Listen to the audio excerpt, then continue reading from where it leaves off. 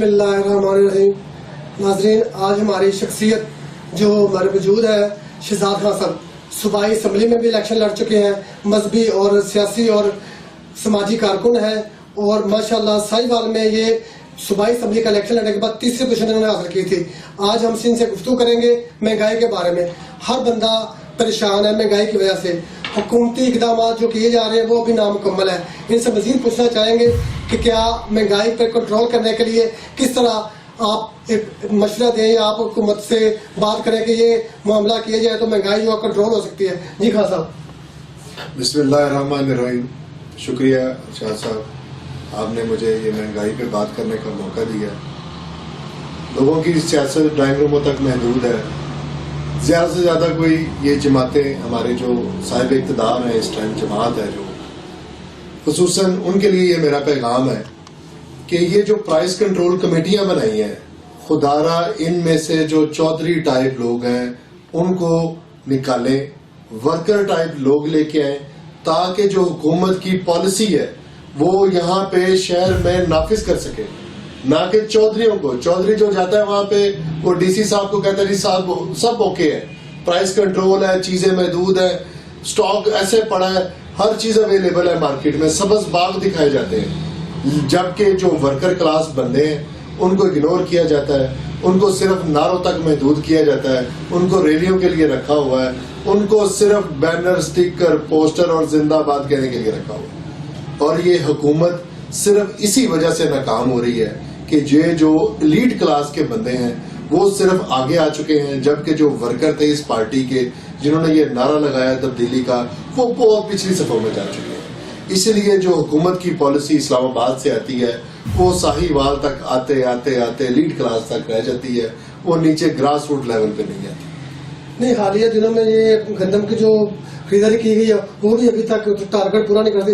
अभी जो निजाम नया गंदम का आ रहा है उसमें 1600 रुपए मन गंदम का रेट दे दिया गया। अब महंगाई और बढ़ेगी नहीं इससे। जो गंदम की खरीदारी में मजबूत जो माफियाज हैं उन्होंने गंदम स्टॉक कर ली है, उनके पास अभी भी लाखों टन गंदम मौजूद है। बड़े बड़े फ्लोर मिलर्स जो है, बड़े बड़ी जो स्टॉकी है, उन्होंने गंदम स्टोर कर लिया है, जबकि गरीब किसान के पास तो उससे अगले दिन ही गंदम खत्म हो गई थी। ये हुकूमत की यहाँ पे भी ये नाहली है कि वहां पे जो उन्होंने अपने ये फूड इंस्पेक्टर इन्होंने ड्यूटियां लगाई हुई थी, उनकी मिली भगत से लोगों ने गंदम स्टॉक कर ली, जबकि गवर्नमेंट स्टॉक करने में नाकाम रही। इसीलिए गंदम की जो रेट है उसमें गैर मतवाजन तौर पे ये जो सा बड़ी तब्दीली आई। अभी बड़ा अच्छा इकदाम किया है जो सा पंजाब गवर्नमेंट ने। परवेज लाई साहब का कल मैं बयान पढ़ रहा था कि उन्होंने गंदम की 2000 रुपए मन कीमत की सिफारिश की है, जिससे किसान बहुत खुश है। अभी मार्च अप्रैल में गंदम आ जाएगी, आप देखेंगे कि उससे काफी बेहतर रिजल्ट निकले। नहीं, किसान ये भी तो डिमांड करता ना कि जिस रेट से गंदम हमारी खरीदी गई है उसी रेट में हमें बीज मुहैया किया जाए, लेकिन बीज का रेट इन्होंने बढ़ा दिया है। शाह साहब ये देखे ना, मतलब इस पे बड़ी लंबी बहस है, लेकिन मैं मुख्तसरन आपसे ये कहता चलूं कि अगर गवर्नमेंट मजबूत हो जाए, गवर्नमेंट खुद सर्टिफाइड बीज, आप देखें बीज की 313 किस्में हैं यहाँ पे प्राइवेट कंपनियों से बीज खरीदा जाता है जो मतलब सर्टिफाइड नहीं है। जैसे पास्को बना हुआ है हमारा अदारा है गवर्नमेंट का, लेकिन वो गैर फाल हो चुका है, जबकि जो प्राइवेट कंपनी है बीज की वो लाखों अरबों बिजनेस कर चुकी हैं। यहाँ पे कई प्राइवेट कंपनियां साहिवाल से बिलोंग करने वाले वो माफियाज बन चुके हैं, और जैसा भी बीज होता है वो गैर म्यारी किसान बेचारा वो जमीन में बोता है, रिजल्ट तो फसल आने पे पता चलता है। नहीं, एक और तो किया ना, अभी ये डीसी ऑफिस में एक मीटिंग हुई, उसमें तकरीबन जो फूड कंट्रोल कमेटी है वो बनाई गई, लेकिन वो छापे वगैरह उन्होंने मारे मुख्तलिफ मकाम पर, रेट के जो थे मामला उसको उन्होंने कुछ जगह पर जुर्माना किया, लेकिन बहुत सारे लोग अभी ऐसे हैं जिनको अभी चेक ही नहीं किया गया। ऐसा नहीं हो सकता कि जो रूटीन वाइज हर बाजार को चेक किया जाए, दालें हैं, चीनी है, घी है, इस तरह की चीजें जो वो उस पर कंट्रोल किया जा सके। शाह साहब, मुखलस और सिंसियर लोग जब कमेटी में आते हैं ना जी, तो वो सारे साहिवाल का या अपने शहर का या अपने मुल्क का, अपने सूबे का, वो उनकी सोच भी मुखलसाना होती है।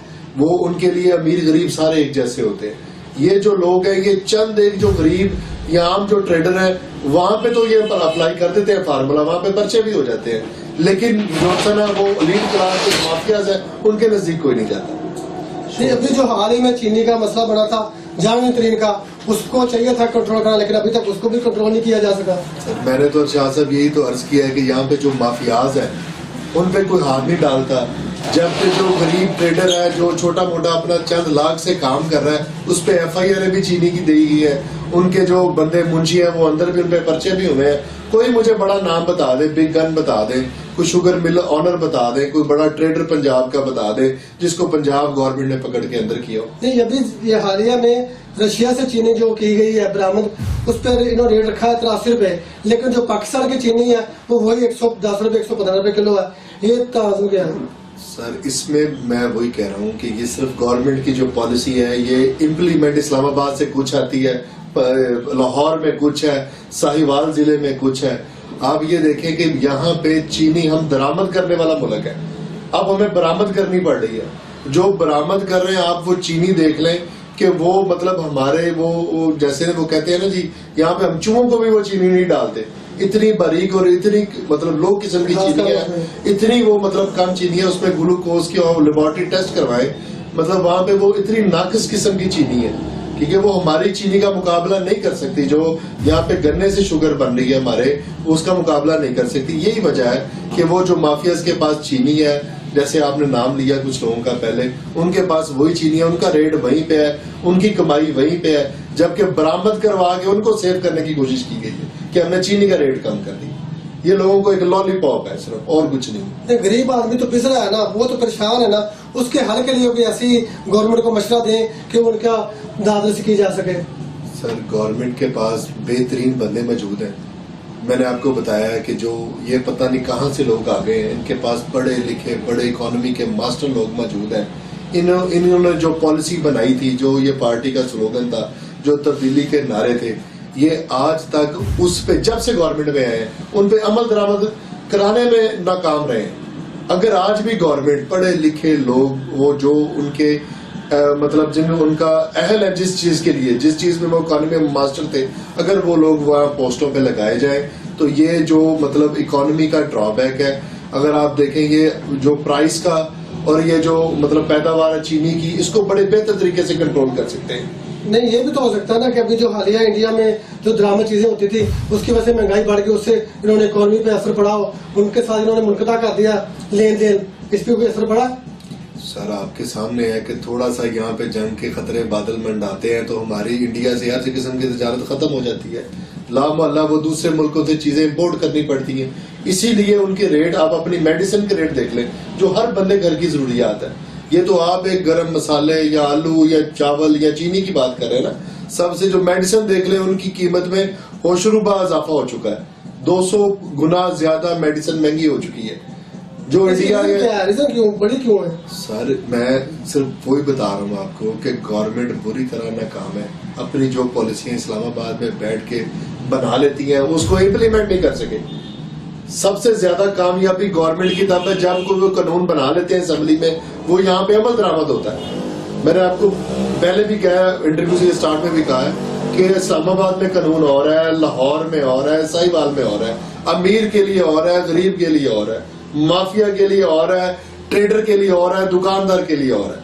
जब पॉलिसी एक होगी सब पे तो ये कीमतों में ये इजाफा नहीं होगा। जी नाजरीन, हमारे साथ शहजाद खान गुफ्तगू कर रहे महंगाई के बारे में, लेकिन इनसे एक और मशवरा करना चाह रहे हैं कि महंगाई जो है वो कंट्रोल तो हो नहीं सकती, लेकिन जो गरीब आदमी पिस रहा उसके बारे में कोई ऐसी गवर्नमेंट करे फैसले कि जो गरीब आदमी उनकी तनख्वाहों में इजाफा हो सके या उनके जो मामला है छोटे छोटे उनमें कोई ऐसी तब्दीली की जा सके। शाह साहब बड़ी सिंपल बात है, मतलब हम लोग तो अभी तालिब इल्म है, लोन देने के लिए बारे में यही बात कर रहे होंगे। लोनिंग है, कामयाब जवान प्रोग्राम है, हम अपने नौजवानों को कर्जों के नीचे हम आदत डाल रहे हैं क्योंकि कर्जे दे रहे हैं आपको, आप ना करें। सब बंदों को पता है, सब बंदे जो सियासत के तालिब इल्म है, सियासत में उस्ताद है, हर बंदे को इस चीज का इल्म है कि पाकिस्तान एक एग्रीकल्चर लैंड है।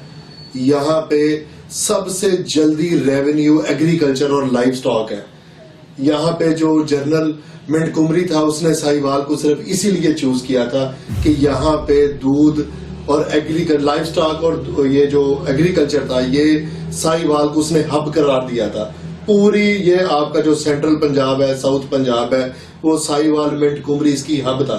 यहाँ से उसने कहा था बेशक दूध की नहरें निकाल के आप बरतानिया तक ले जाएं। सबसे जल्दी रेवेन्यू गरीब आदमी के लिए यहाँ पे एग्रीकल्चर लैंड है, जो बंजर जमीनें पड़ी हैं, गवर्नमेंट पंजाब गवर्नमेंट को चाहिए वो किसानों को अलाट करें, लीज पे दें। 3 महीने में फसल आ जाती है। 3 महीने में जब फसल आएगी रेवेन्यू जनरेट होगा। गवर्नमेंट को इससे पहले वो जो फीडबैक है ना, 3 महीने के अंदर अंदर हम लोग खुशहाल हो सकते हैं। जो हमारा किसान है खुशहाल हो सकता है। नहीं, किसानों के लिए ये भी तो हो सकता है ना कि आप सोलर ट्यूबवेल लगाए जाए और जो उनको दी जाती है स्प्रे वगैरह उस पर ड्यूटी खत्म कर दी जाए। सब ये इसके स्टेप्स हैं। इसको आप फैसिलिटेट कर दें किसान को, आप उसको इजी लोनिंग कर दें, आप इसको सर्टिफाइड बीज दे दें, आप इसको सोलर एनर्जी पे ले आए, तो आपका मुल्क 5 से 6 माह में स्टैंड हो सकता है। आप गंदम दरामद कर सकते हैं, आप कमाद की फसल में इजाफा करके चीनी दरामद कर सकते हैं, आपका आलू दरामद हो रहा है, आपका चावल दरामद हो रहा है, आपकी सब्जियां दरामद हो रही है। इसी तरह सबसे जल्दी जो गवर्नमेंट को इंजेक्शन ग्लूकोज का लग सकता है वो एग्रीकल्चर और लाइफ स्टॉक से लग सकता है। ये सबसे इजीएस्ट वे है। गवर्नमेंट को चाहिए कि इस पे तवज्जो दे और अपने किसान को खुशहाल करे। खुशहाल किसान खुशहाल पंजाब की जमानत है। खुशहाल पंजाब जो है खुशहाल पाकिस्तान। जी नाज़रीन, अरशाद हसन कबो, के न्यूज़ HD के साथ।